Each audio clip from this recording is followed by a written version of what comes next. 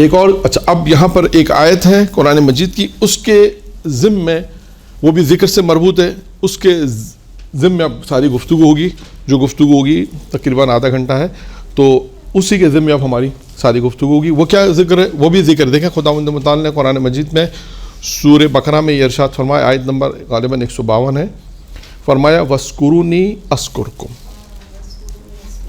وَاشْکُرُوا لِی وَلَا تَکْفُرُوا، تم مجھے یاد کرو میں تمہیں یاد کروں، اور تم میرا شکر کرو۔ کس یعنی بریکٹ میں ترجمہ کرنے والے نے بریکٹ میں لکھا نعمتوں کے جواب میں، جو نعمتیں ہم نے تمہیں دی ہیں، یعنی تم میرا شکر کرو، وہ نعمتیں جو ہم نے تمہیں دی ہیں، اس کے بعد کا کفران نعمت نہ کرو۔ یہ آیت قرآن، یہ آیت قرآن کی جو آیت ہے اس کا ترجمہ میں نے پیش کیا۔ تم مجھے یاد کرو میں تمہیں یاد کروں گا، یعنی ذکر سے مراد یہاں پہ یاد ہے، تم میرا ذکر کرو۔ اب سوال یہ ہے کہ وہ کون سے موارد ہیں کہ جہاں پر ہم اللہ کو یاد رکھیں تو اللہ بھی ہمیں یاد رکھے؟ اب سوال ہے کہ اب اللہ کو ہمیں بھی یاد رکھنا ہے، تو اللہ نے کہا نا تم میرا ذکر کرو، یعنی تم مجھے یاد رکھو میں تمہیں یاد۔ اب سوال ہے کہ ہم کون سے وہ موارد ہیں کہ جہاں ہم اللہ کو یاد رکھیں؟ دیکھیں یہی موضوع گزر چکا ہے پچھلے جمعے کو، کہ 6 موارد تو میں نے بیان کیا آپ کے سامنے، کہ 6 وہ موارد تھے کہ جہاں میں اللہ کو یاد رکھنا۔ اس میں سے 2-3 اس میں شاید 2 یا 3 شاید تکراری ہوں گے، لیکن کچھ چیزیں اس میں نہیں ہیں۔ یہ ایک الگ سے تفسیر نمونہ نے اس روایت کے ذیل میں ان چیزوں کو لکھا ہے جو میں آپ کے سامنے بیان کر رہا ہوں، کہ اب پروردگار کہتا ہے تم مجھے یاد کرو تو میں بھی تمہیں یاد کروں گا۔ اب سوال ہے ہم اللہ کو کیا یاد رکھیں؟ پھر اللہ بھی ہم کو وہاں یاد رکھے۔ پہلی چیز ہے انہوں نے لکھا کہ تم مجھے اطاعت میں یاد رکھو، جو پہلے گزر گیا کہ ہمیں اللہ کو کس موقع پہ یاد رکھنا ہے؟ اطاعت میں۔ نماز واجب، روزہ واجب، زکوٰۃ واجب، حج واجب، جتنی بھی واجبات، صلہ رحمی واجب، جہاں بھی واجبات ہیں ان تمام چیزوں میں ہم اللہ کو یاد رکھنا ہے، اور اس کی نافرمانی میں ہمیں اللہ کو یاد رکھنا ہے کہ یہ کام اللہ نے منع کیا کرنے کو۔ اگر گناہ سامنے آ جائے تو منع ہے، یعنی وہاں بھی اللہ کو یاد رکھنا ہے کہ پروردگار، یعنی فوراً یہ ذکر آ جائے کہ ہاں خدا تو نے منع کیا، یعنی یہ خدا کا ذکر آنا، خدا نہ خاصا کوئی چیز ایسی آنکھوں کے سامنے آ رہی ہے، کانوں سے سنی جا رہی ہے، یا کہیں ایسی جگہ جا رہے ہیں کہ فوراً اللہ یاد آ جائے، اسے کہتے ہیں اللہ کو یاد۔ تم مجھے اطاعت میں یاد رکھو۔ اب دیکھیں اطاعت میں اللہ کہتا ہے تم مجھے اطاعت میں، جہاں میں نے کہا ہے نماز، روزہ، حج، زکوٰۃ، یہ تمام چیزیں جہاں ہمیں اللہ کو یاد رکھنا ہے، تو اللہ کہتا ہے میں تمہیں کہاں یاد رکھوں گا؟ اب اس کے جواب میں کہتا ہے اللہ کہتا ہے میں تمہیں رحمت میں یاد رکھوں گا۔ اب اس کے اوپر انہوں نے قرآن کی ایک آیت بھی لکھی، وَأَطِیعُوا اللَّهَ وَالرَّسُولَ لَعَلَّکُمْ تُرْحَمُونَ، کہ تم اور اللہ اور رسول کی اطاعت کرو تاکہ تم پہ رحم کیا جائے۔ یہ پہلی تشریح ہم نے پہلی درس میں بیان کر چکے ہیں، مزید کی تفصیلات بیان نہیں کرتے۔ دوسرا کیا ہے؟ تم مجھے دعا میں یاد رکھو تو میں تمہیں اجابت میں یاد رکھوں گا، یعنی اللہ سے اللہ کہتا ہے تم مجھے دعا تو کرو، میرے سامنے تو آؤ، دعا تو کرو، میرے سامنے آ کے گڑ گڑا کے دعا تو مانگو مجھ سے، تو میں تمہیں اجابت میں یاد رکھوں گا۔ اجابت قبولیت میں تمہاری دعا قبول کروں گا۔ تو اچھا، اب پچھلے درس میں بھی ایک روایت آئی تھی، اگر کسی کو یاد ہو، ایک روایت آئی تھی اس سے مربوط، چھٹے امام کی روایت بیان کی تھی، 4 چیزوں سے مربوط ہیں۔ یہی آیا تھا، یہاں آ چکی ہے، یہ بھی چیز پچھلے ہفتے میں آئی تھی کہ جس نے جیسے صبر کی توفیق ملی اس سے ثواب سے محروم نہیں رہے گا، جسے شکر ملا وہ نعمت میں اضافے سے محروم نہیں رہے گا، جسے توبہ ملی وہ استغفار سے محروم نہیں رہے گا، اور جسے دعا ملی وہ قبولیت سے۔ یہ پچھلے میں نے تھوڑا ریوائز بھی ہو گیا، یاد رکھیں انشاءاللہ اس سے، یہ روایتیں وہی ہیں، کچھ چیزیں میں نے عرض کیا نا اس میں ریپیٹ ہیں لیکن کچھ چیزیں نہیں بھی ہیں۔ تو اب دعا ہے، پروردگار عالم کی بارگاہ میں انسان کو دعا کرنا ہے، تو خدا کہتا ہے تم مجھے، خود سورہ مومن کی آیت ہے، پروردگار کہتا ہے ادعونی استجب لکم، تم مجھ سے مانگو میں تمہاری دعا کو قبول کروں گا۔ تیسرا مورد کیا ہے؟ مجھے ثنا اور اطاعت کے ذریعے یاد کرو، وہی خدا کی ہم ثنا اور اطاعت میں یاد رکھو، خدا کہتا ہے میں تمہیں ثنا اور نعمت میں یاد رکھوں گا۔ 4، تم مجھے دنیا میں یاد کرو میں تمہیں آخرت میں یاد کروں گا۔ اب آپ دیکھیں، تم مجھے دنیا میں یاد کرو تو میں تمہیں بہت آسان اور سمپل ہے۔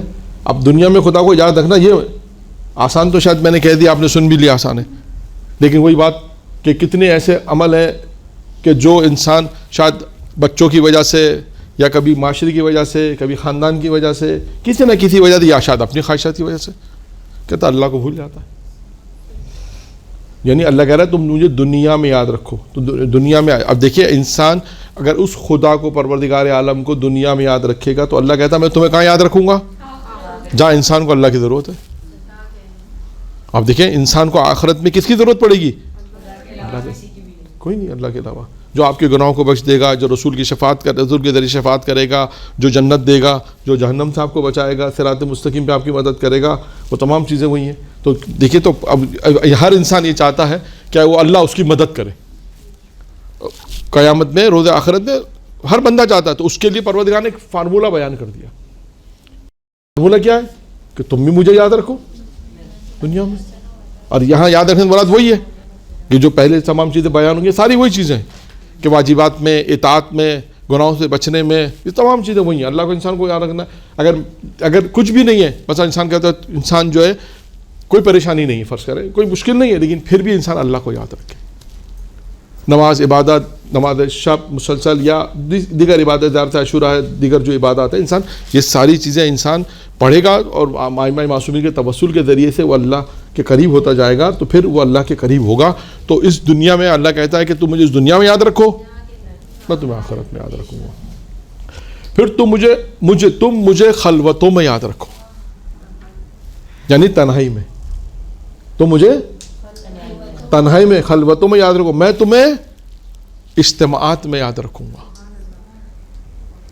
اب آئیے اس کی بھی ایک مثال دوں آپ کو. اس کی کیا مثال ہے؟ اس کی بہت سی مثالیں بنیں گی کہ خدا کہتا ہے تم مجھے کہاں یاد رکھو؟ خلوتوں میں، تنہائی کے اندر، عبادتوں، یعنی رات کی تاریکی میں. اگر یہ ہے نا، انسان کتنے دفعہ آیا ہے، پہلے بھی آ چکا ہے کہ تنہائی میں یاد رکھو، خدا کو یاد رکھو، گریہ کرو، آنسو بہاؤ اللہ کے، خدا کی بارگاہ میں، تنہائی میں. خدا اب تو پروردگار اس کے عوض میں ہمیں کہاں یاد رکھے گا؟ لوگوں میں. اب میں اس کی ایک مثال آپ کو دوں. مثال یہ ہے کہ جناب موسیٰ کے زمانے کا یہ قصہ ہے. جناب موسیٰ توریت پڑھتے تھے اور لوگوں کو اللہ کا حکم سناتے تھے. ان احکام میں جناب موسیٰ نے یہ بھی احکام بیان کیا کہ تم لوگ ایک بہت بڑے گناہ سے اپنے آپ کو محفوظ رکھو. وہ گناہ ہے کہ دوسروں کی ناموس پر تجاوز نہ کرو، پہلے کبھی کو انجام مت دو. جناب موسیٰ یہ بیان کر رہے تھے، اس کو زنا کہتے ہیں مثلا. اب جناب موسیٰ نے کہا کہ تم یہ کام انجام مت دیا کرو. جناب موسیٰ جب یہ احکامات بیان کرتے تھے تو قارون جو تھا اس کو یہ اچھا نہیں لگتا تھا کہ موسیٰ جو احکامات بیان کر رہے ہیں یہ اچھا نہیں لگتا تھا. تو اس نے کیا کیا؟ اس نے ایک خاتون کو تیار کیا اور کہا کہ ہم تمہیں پیسے دیں گے جب موسیٰ نبی جو ہے، اللہ کا نبی، توریت پڑھ کے سناتا ہے اور احکام الہی کو بیان کرتا ہے، جب وہ کہے کہ یہ گناہ مت کرو تو تم اجتماع میں کھڑے ہو کے یہ کہنا کہ موسیٰ نے یہ گناہ کیا، ہم تمہیں پیسے دیتے ہیں. اس عورت نے کہا ٹھیک ہے، پیسے مل رہے ہیں، ٹھیک ہے، گناہ کر لیں گے، صرف گواہی دینی ہے، جھوٹی گواہی دینی ہے، اور کیا کرنا ہے، جھوٹی گواہی دینی ہے. کہا ٹھیک ہے. اب جب دوسرا دن آیا، جناب موسیٰ کوئی طور پر گئے اور جناب موسیٰ جب کھڑے ہوئے اور اس کے بعد جو اعلان پروردگار توریت پڑھ کے جو سناتے تھے، احکام الہی بیان کرتے تھے نا موسیٰ، جب اس بات پر آئے کہ بھائی تم یہ گناہ مت کرو، تو کہا کہ اگر یہ گناہ آپ نے کیا ہو تو. اب دیکھیں نبی پہ تہمت. اب سوچیں اس وقت اجتماع ہے، کہا کہ اگر یہ گناہ آپ نے کیا ہو تو کہا کہ ٹھیک ہے، اگر آپ تم نے ثابت کر دیا، کوئی گواہ لے آؤ تو ٹھیک ہے. تو اب کہتے ہیں انہوں نے کہا کہ اس عورت کو لے کر آئے، کہا کہ تم گواہی دو کہ تم خدا نخواستہ یہ فعل حرام موسیٰ نے تمہارے ساتھ کیا ہے. تو وہ عورت کہتی ہے، جناب موسیٰ سے کہتی ہے، جناب کہتے ہیں نبی خدا انہوں نے مجھے پیسے دیے ہیں کہ میں آپ کے خلاف گواہی دوں جبکہ آپ نے کام نہیں کیا. اس وقت جناب موسیٰ نے خدا کا شکر ادا کیا کہ پروردگارہ تیرا شکر ہے کہ تو نے مجھے یاد رکھا. دیکھیں یہ اجتماع میں، دیکھیں وہ تو نبی خدا ہے نا، تہمت لگانی چاہیے، لیکن اچھا اب یہ واقعہ، اچھا اس کے بعد ہوا کیا؟ جو خدا کا شکر ادا کیا تو خدا نے کہا ہم نے قارون کو تمہارے جو ہے سپرد کیا، یعنی تم جو عذاب دینا چاہو. اب دیکھیے خدا نے کہا موسیٰ جو تم جو عذاب دینا چاہو. تو کیا موسیٰ نے زمین کو حکم دیا کہ قارون کو دس لے, اور حکم دیا, اور زمین آہستہ آہستہ قارون کو دس رہی تھی, حکم دیا موسیٰ نے. اور اس کے بعد روایت میں کہ 70 مرتبہ اس نے جناب موسیٰ کو پکارا, 70 مرتبہ موسیٰ کو پکارا کہ مجھے معاف کر دو, تو موسیٰ نے معاف نہیں کیا. جب کہتے ہیں روایت میں ہے کہ جب جناب موسیٰ کوئی طور پر پہنچے تو خدا نے کہا موسیٰ تم کتنے ظالم ہو. کہا کیوں؟ کہا اس لیے کہ اس نے تم کو 70 مرتبہ پکارا, تم نے معاف نہیں کیا. کہا مجھے ایک مرتبہ پکارا تھا میں معاف کر دیتا. یہ ہے خدا, یہ خدا ہے. لیکن دوسری طرف اس واقعے میں کیا نتیجہ ہے دوسری طرف کہ وہ نبی خدا ہے, اللہ نے ان کی عصمت کو بچایا, اور یہ اجتماع تھا. آپ دیکھیں خدا نہ خواستہ ہوتا ہے معاشرے میں ایسا, آپ نے دیکھا ہوگا کوئی شخص یا کوئی خاتون نیک ہے, خدا نہ خواستہ کوئی تہمت لگا دے, لیکن اس نے کچھ گناہ نہیں کیا, کوئی گناہ نہیں کیا یا کوئی برا الفاظ نہیں کہے, لیکن وہ اجتماع میں آ کے کہہ دے کہ اس نے کام کیا, مجھے برا الفاظ کہیں, اور ہر آدمی آپ کو فون کر کے پوچھتا رہے, تو آپ کس کس کو جواب دیتے رہیں؟ یہ آپ کے لیے ایک مشکل کام ہے. کہتے ہیں نا کسی شریف شخص کے لیے بھی, خاتون کے لیے, مرد کے لیے مشکل ہے کہ کوئی ایسی چیز جو اس نے کبھی زندگی میں نہیں کی اور اس پہ آ جائے, دھبا آ جائے جس سے ہم کہتے ہیں. اس نے کام نہیں کیا لیکن پھر بھی وہ کتنی توضیح دیتا رہے گا, بھائی کام میں نے نہیں کیا. تو اب دیکھیں خدا کیا کہتا ہے, تم مجھے تنہائی میں یاد رکھو تو میں تمہیں اجتماعات. اب میں نے ایک آپ کو ایسی مثال دی ہے, ایسی تاریخ میں آپ کو کئی مثالیں ملیں گی کہ جہاں نیک, یہ تو ایک نبی کی میں نے مثال دی. کتنی دفعہ ایسا ہے کہ ہو سکتا ہے کہ کہیں کوئی ایسا شخص, نیک شخص ہو جہاں پروردگار عالم نے اس کی عزت کو رکھا ہوگا, اس پہ تہمت لگنے سے اس کو بچایا ہوگا. تو یہ ہے کہ انسان تنہائی میں اگر اللہ کو یاد رکھے گا, وہ کون سے موارد ہیں, وہ یہ موارد ہیں, اس قسم کی تاریخ میں موارد لکھے ہیں کہ اگر انسان اللہ کو یاد رکھے گا تو پروردگار کہتا ہے تم مجھے تنہائی میں یاد رکھو, میں تمہیں جو ہے وہ اجتماعات میں یاد رکھوں. پھر اس کے بعد چھٹی چیز, تم مجھے نعمتوں کی فراوانی کے وقت یاد رکھو, میں تمہیں سختیوں میں یاد رکھوں گا. اب دیکھیں پہلی والی چیز جو ہم نے پہلے بیان کیا تھا وہاں یہ تھا کہ اللہ کو نعمتوں کی فراوانی میں یاد رکھو, آ چکا ہے. لیکن اللہ تعالیٰ کیا کہتا ہے, ہم تمہیں بھی یاد رکھیں گے سختیوں کے وقت. یعنی جب تم پہ سختی آئے گی تو کیا ہوگا, جب تم نے ہمیں یاد رکھا نعمت کی فراوانی, جب تم ہمیں بھول نہیں گئے, جب اللہ نے تمہیں اتنی نعمتیں دی, دولت دی, عزت دی, شہرت دی, مال دیا, سب کچھ اللہ نے دیا, تو کہا جب تم اس وقت اللہ کو تم نے فراموش نہیں کیا اس وقت تم نے, تو اب اللہ کیا کہتا ہے کہ ہم تمہیں سختیوں میں یاد رکھیں. جب تمہارے پاس سختی آئے گی تو ہم تمہیں یاد رکھیں گے. اس وقت کیا ہوگا, تم سے کوئی غلط کام نہیں ہوگا. اس وقت سختیوں میں انسان خدا نہ خواستہ کوئی گناہ کر دیتا یا کوئی ایسا کام کرتا جو اسے نہیں کرنا چاہیے, تو اب کون ہے جو اس کو بچانے والا ہے؟ خدا کہتا ہم ہیں جو اس سے بچا, ہم ہیں جو تمہاری اس وقت سختیوں میں جب تم آؤ گے تو ہم تمہیں اس سختیوں میں یاد رکھیں گے. سختیوں میں جب تم آؤ گے تو ہم تمہیں یاد رکھیں گے. یعنی اس کی پہلی وجہ کیا ہے, تمہیں ہمیں نعمتوں کی فراوانی میں یاد رکھنا ہے, کہ جہاں پر انسان اللہ کو بھول ہی جاتا ہے. اس کے بھی کتنے واقعات ہیں, مال, دولت, عزت. پہلے والے درس میں تھوڑی سی تشریح آئی تھی, وہاں یہ تھا کہ جو 6 موارد تھے اس میں یہی تھا. ایک مورد یہ تھا کہ اللہ کو نعمتوں میں یاد رکھو. لیکن اس میں کیا کہ اللہ کو نعمتوں میں یاد رکھو گے تو پروردگار کہتا ہے ہم تمہیں سختیوں میں یاد رکھیں گے. جب تمہیں مراحل آئیں گے تو اس وقت ہم تمہیں یاد رکھیں گے. تو اس وقت کیا ہوگا کہ تمہارے قدم نہیں لڑکھائیں گے, تم ثابت قدم رہو گے. یعنی یہ چیز ہے کہ انسان اللہ کو نعمتوں کی. پھر اس کے بعد پروردگار کہتا ہے, پر اس کے بعد ہے معصوم فرماتے ہیں کہ یعنی آیت قرآنی اب جو آ رہی ہے وہ آیت قرآنی ہے, تم مجھے عبادت میں یاد رکھو, عبادت کے ذریعے یاد رکھو تو میں تمہاری مدد کروں گا. ایاک نعبد ہے نا, یعنی اب ہمیں عبادت تو آ گیا تھا پہلے بھی کہ اللہ کو عبادت میں یاد رکھنا, لیکن اللہ کہتا ہے ہم تمہیں عبادت کے ساتھ ساتھ تم اگر عبادت میں ہمیں یاد رکھو گے تو ہم تمہیں مدد میں یاد رکھیں گے. یعنی تمہیں جب مدد ہوگی تو ہمارے علاوہ تمہیں کوئی مدد نہیں کرے گا. یعنی تم نے اگر تم ہماری ہے نا, ہم پروردگارہ تجھ سے ہی مدد مانگتے, تیری ہی عبادت کرتے ہیں, تجھ سے مدد مانگتے ہیں. یعنی اب انسان, آپ یوں سوچیں کہ ہر انسان کو اللہ کی مدد کی ضرورت ہے. کوئی ایسا شخص نہیں ہوگا جسے اللہ کی مدد کی ضرورت نہ, کوئی ہو نہیں سکتا. ہر وقت اسے ہر لحظہ, ہر لمحے, ہر لمحات بلکہ اللہ کی مدد کی ضرورت ہے. ہر کام کرنے میں اسے اللہ چاہیے, اللہ کی مدد چاہیے. اس کے لیے اللہ نے کیا شرط رکھی کہ اگر تم ہمیں عبادت میں یاد رکھو گے ہم تمہیں مدد میں یاد رکھیں. یعنی پہلے کام تمہیں کرنا ہے. یعنی آپ آگے آ رہی تمام چیزوں کو جو بھی ساری تقریباً دیکھیں کتنی 12 چیزیں بیان ہوں گی، جس میں سے بھی یہ بیان ہوئی تھی 7ویں چیز بیان ہوئی تھی کہ تم مجھے جو ہے وہ عبادت میں یاد رکھو تو ہم تمہیں مدد میں یاد رکھیں گے. یعنی اگر آدمی کو مدد چاہیے تو پہلا کام کیا کرنا پڑے گا؟ اللہ کے بعد. وہی بات آ گئی. ٹھیک ہے. پھر اس کے بعد پروردگار کہتا ہے تم مجھے کوشش اور سعی، جسے ہم کہتے ہیں کوشش و مجاہدت، تم مجھے کوشش اور صحیح کے ذریعے یاد رکھو تاکہ میں تمہاری ہدایت میں تمہیں یاد رکھوں. دیکھیں ہدایت کس کو نہیں چاہیے؟ تو اس کے لیے کیا کرنا پڑے گا؟ کوشش. خدا کہتا ہے تم کوشش تو لو، کوشش تو کرو، صحیح تو کرو، آگے تو بڑھنے کی کوشش کرو، جس کو قرآن کی آیت ہے وَالَّذِينَ جَاهَدُوا فِينَا لَنَهْدِيَنَّهُمْ سُبُلَنَا. خدا کہتا ہے کہ تم کوشش کرو. جو لوگ ہماری راہ میں کوشش کرتے ہیں اس کے لیے کیا فرمایا؟ تم کوشش کرو گے تو ہم کیا کریں گے؟ تمہاری ہدایت کریں گے. یعنی کوشش کرنا، صحیح کرنا، کوشش کرنا تمہارا کام ہے. تم نکلو. اب اس میں دیکھیں بہت سے لوگ ہیں، جب بہت سے لوگ ایسے ہیں کہ جو مطلب وجود خدا کو نہیں مانتے. اب یہاں پہ ایک مثال بھی دے سکتے ہیں، لیکن وہ کوشش میں رہتے ہیں کہ اچھا خدا ہے تو پھر کوئی ہمیں دلیل سے سمجھا دے. ہم مانتے ہیں، ہمیں کسی نے ہدایت نہیں کی ابھی تک، ہمیں کسی نے نہیں بتایا کہ، لیکن آپ کہتے ہیں خدا ہے تو آپ ہمیں دلیل دے دیں، ہم آپ کے خدا کو مان لیں گے.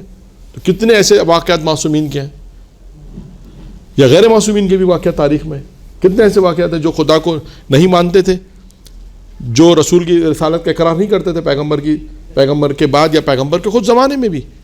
تو وہ کیا کہتے تھے؟ آپ کوئی معجزہ دکھائیے.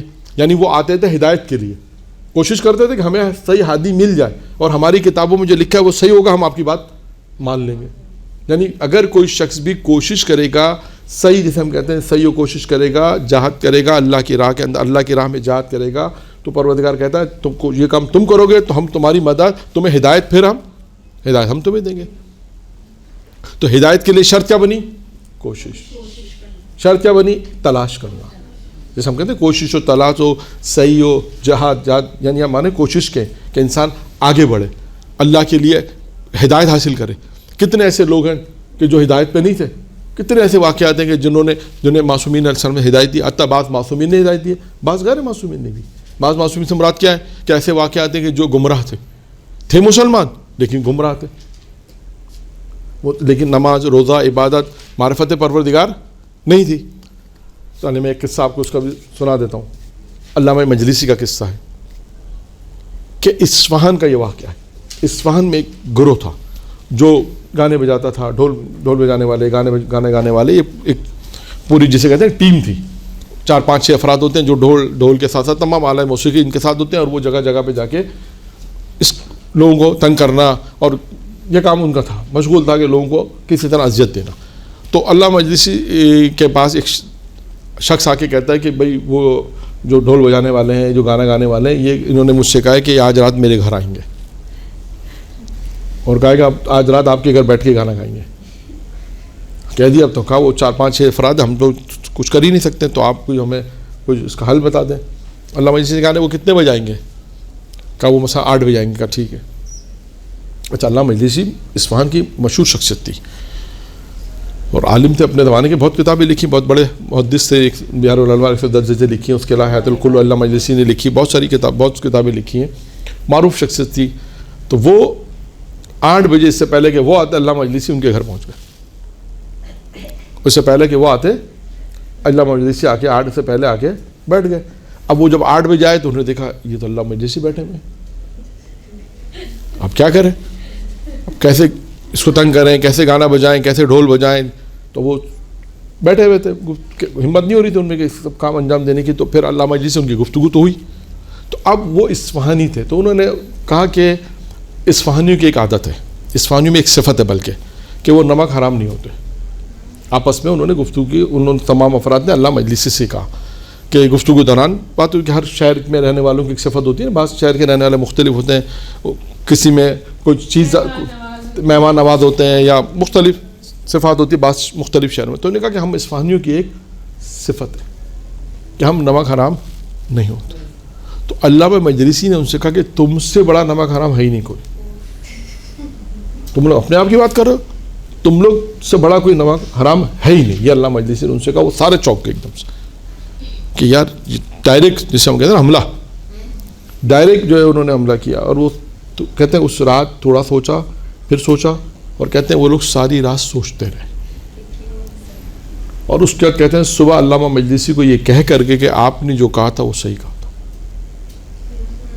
اچھا پھر اس سوال کے جواب میں یہاں ایک سوال و جواب بھی ہے. علامہ مجلسی انہوں نے پوچھا اچھا یہ کیوں کہہ رہے ہیں آپ ہمیں؟ پھر انہوں نے کہا، انہوں نے علامہ مجلسی نے ان سے کہا کہ تم اپنے آپ کو نمک حلال کہتے ہو، نمک حلال کہتے ہو، جبکہ تم نمک حرام ہو. کیوں؟ کہ اس لیے کہ اللہ نے تمہیں اتنی نعمتیں دیں اور تم اس کی ناشکرانی کرتے ہو. اللہ نے تمہیں ہاتھ دیے، پیر دیے، زندگی دی، سب کچھ اللہ نے تمہیں دیا، اور تم اس کے مقابلے میں کیا کرتے ہو؟ اس کے مقابلے گانا گاتے ہو، گانا بجاتے ہو، لوگوں کو اذیت دیتے ہو، تنگ کرتے ہو. یہ سب کیا ہے؟ یہ نمک حرام نہیں ہے تو اور کیا ہے؟ کہتے ہیں پھر انہوں نے اس جملے پہ سوچا، ساری رات سوچنے کے بعد علامہ مجلسی جملہ کہا کہ جو آپ نے کہا تھا وہ صحیح کہا تھا.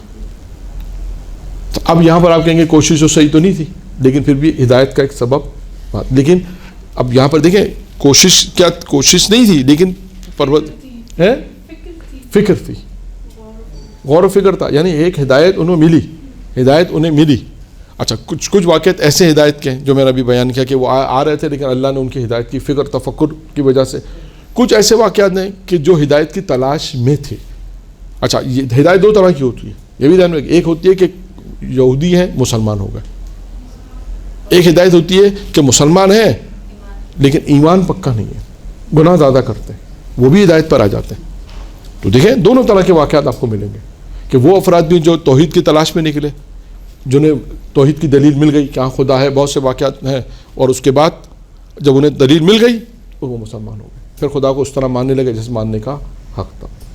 تو یہ یہاں پر جو ہے وہ کوشش اور ہو گئی جو اللہ کی راہ میں کوشش کرتے ہیں. اس کے بعد نویں چیز کیا ہے کہ خدا کہتے ہیں، پروردگار کہتا ہے تو مجھ پر صدق اخلاص سے یاد کر، مجھے سچے دل سے یاد کر. سچے دل سے اگر تو مجھے یاد کرے گا تو کیا کرے گا؟ تاکہ میں تمہیں نجات میں یاد رکھوں. یعنی اخلاص کے ساتھ اللہ کو یاد کرنا ہے. تو مجھے صدق دل جیسے کہتا ہے، سچے دل سے اگر انسان اللہ کو یاد کرے تو اللہ کہتا ہے میں تجھے نجات میں یاد رکھوں گا. پھر اس کے بعد 10ویں چیز پروردگار کہتا ہے میری ربوبیت کا ذکر کر. تو میری ربوبیت کا ذکر کر تو میں رحمت کے ساتھ تجھے یاد کروں گا، میں اپنی رحمت تجھ پہ نازل کروں گا. اور اس کی مثال کیا ہے؟ اس کی مثال کیا ہے؟ اس کی مثال ہے سورہ حمد. آپ سورہ حمد کو غور سے پڑھیں. شروع میں کیا ہے؟ باریت حمد و ثنا ہے، بسم اللہ ہے، رب العالمین، ہم پروردگار تمام کائنات کا عالمین پروردگار ہے. اس کے بعد ایاک نعبد اہدنا الصراط المستقیم. پھر اس کے بعد جو پورا سورہ ہے الحمدللہ رب العالمین الرحمن الرحیم مالک یوم الدین ایاک نعبد ایاک نستعین. پہلے والی چیزیں آپ دیکھیں تو ربوبیت سے تعلق ہے، پھر بندے کا تعلق ہے، پھر نعمتوں کا، پھر پروردگار نے اپنے سے. آپ اس کو غور سے سورہ حمد کو پڑھیں کہ دیکھیں شروع کے 4-5 کلمات ربوبیت سے تعلق ہے. رحمان الرحیم، تو رحمان الرحیم ہے، تو یہ ہے. اس کے بعد پھر کہتا ہے ہم تجھ سے ہی مدد مانگتے ہیں، ہم تجھ سے ہی، تم تیری عبادت کرتے ہیں، تجھ سے مدد مانگتے ہیں. یہ ساری چیزیں آپ سورہ حمد اس کی گواہی ہے اس بات کی کہ ہم، خدا کہتا ہے تو میری ربوبیت کا ذکر تذکرہ کر. جگہ جگہ ہم بیٹھیں گے پروردگار دیکھو خدا ہے، خدا کی معرفت حاصل کرو. خدا رحیم، اور خدا رحیم بھی ہے، رحمان بھی ہے. خدا خالق، خدا جو تمام رب کا پالنے والا ہے، خدا جو روز قیامت کی جزا سزا دینے والا خدا. یعنی ربوبیت کا ذکر کرو، جگہ جگہ بیٹھے تو معرفت پروردگار کا ذکر کرے. تو خدا کہتا ہے جب تم یہ کام کرو گے، میری ربوبیت کا ذکر کرو گے، تو اس کے بعد میں کیا کروں گا؟ میں تمہیں رحمت میں یاد رکھوں گا، میں تمہیں اپنی رحمتیں نازل کروں گا. اپنا خدا کو لطف و کرم جو ہے، فضل و خدا جو قرآن میں آئے کہ خدا اپنے فضل و کرم سے نوازتا ہے، خدا کا لطف ہوگا، فضل و کرم ہوگا، خدا کی رحمتیں ہوں گی، یہ تمام چیزیں اس کو خدا دے گا. لیکن پہلی شرط یہ کہ تمہیں میری ربوبیت کا تذکرہ کرنا ہے، بتانا ہے کہ خدا کی معرفت کا ذکر کرنا ہے، پروردگار ہے، مالک ہے، تمہارا حقیقی مالک وہی ہے، وہی تمہیں پیدا کرنے والا ہے، وہی تمہیں مارنے والا ہے، وہی تمہیں روز قیامت میں جو مرنے کا دوبارہ وہی خدا تمہیں زندہ کرے گا. اور آپ خود یعنی یہ چیزیں خود آپ دیکھیں. اگر میں تو صرف ایک فہرست آپ کے سامنے بیان کر رہا ہوں، ورنہ ہر ایک نقطہ ایسا ہے جس پہ ایک مجلس پڑھی جا سکتی ہے. ایک نقطہ اس پہ اگر آیت قرآن لے لیں اور واقعات لے لیں تو آپ آرام سے ایک مجلس بھی، ہر ایک نقطے پہ ایک مجلس پڑھ سکتے ہیں اس کے اوپر. یعنی یہ جو موضوع ہم نے دیکھا کہ تو میرا ذکر کر میں تیرا ذکر کروں، خود اس پہ ایک اشرہ بن سکتا ہے. ہر نکات کے اوپر ایک مجلس آرام سے آپ پڑھ سکتے ہیں۔ اس کے بعد ہے یہ 10 چیزیں ہو گئیں، 2 چیزیں اور ہیں۔ 11ویں چیزیں جس کا ذکر پہلے ہوا، تو مجھے شکر کے ساتھ یاد کر، تو میرا شکر کر تو میں تمہیں نعمتوں میں اضافے کے ساتھ یاد رکھوں گا۔ کہ میں یعنی تو مجھے کب یاد کرا؟ تو مجھے شکر کے ساتھ یاد، یعنی تو میرا شکر کرے گا تو میں تمہیں نعمتوں میں اضافے سے یاد رکھوں گا۔ نعمتوں میں تمہارا اضافہ کون کرے گا؟ پروردگار کرے گا۔ یعنی تم، میں نے خلاصہ کیا ہوا کہ تو مجھے شکر میں یاد رکھ، میں تمہیں نعمت کے اضافوں میں یاد رکھوں۔ جیسے سورہ ابراہیم میں پروردگار نے کہا ہے کہ تم اگر میرا شکر کرو گے تو ہم تمہاری نعمتوں میں اضافہ کریں گے۔ تو شکر ہمیں کرنا ہے، نعمتوں میں اضافہ کون کرے گا؟ پروردگار کرے گا۔ اور اس کے بعد آخری جو نقطہ ہے وہ یہی ہے کہ پروردگار یہ کہتا ہے کہ اگر تم اللہ کی مدد کرو گے تو اللہ بھی تمہاری مدد کرے گا اور تمہیں ثابت قدم رکھے گا۔ یعنی اگر تم اللہ کی مدد کرو گے، سورہ محمد کی آیت ہے ان تنصروا اللہ ینصرکم، اگر تم اللہ کی مدد کرو گے تو اللہ بھی تمہاری مدد کرے گا۔ ویثبت اقدامکم، تو اللہ بھی تمہاری مدد کرے گا۔ یعنی اب اللہ کی مدد سے یہاں مراد کیا ہے؟ جو روایت میں آیا اللہ کے دین کی، یعنی تم اللہ کے دین کی، اللہ کی مدد یعنی اللہ کے دین کی مدد کرو گے تو اللہ، یعنی یوں کہ جملہ یوں بنے گا کہ تم مجھے میرے دین میں یاد رکھو، یعنی میرے دین، یعنی میرا جو دین ہے اس کی مدد کرو۔ دین کی مدد سے کیا مراد ہے؟ دین پھیلانے، دین کو پھیلانے میں میری مدد، دین کو پھیلانے میں، جو میرا دین ہے اس کو پھیلانے میں مدد کرو، اس دین کو بچانے میں جو ہے، یعنی دین کو پھیلانے میں، دین کو بچانے میں اگر تم کرو گے، یہ سب کام تم انجام دو گے تو اللہ کہتا ہے پھر میں تمہاری مدد کروں گا، میں بھی تمہاری مدد کروں گا اور تمہیں ثابت قدم بھی رکھوں گا۔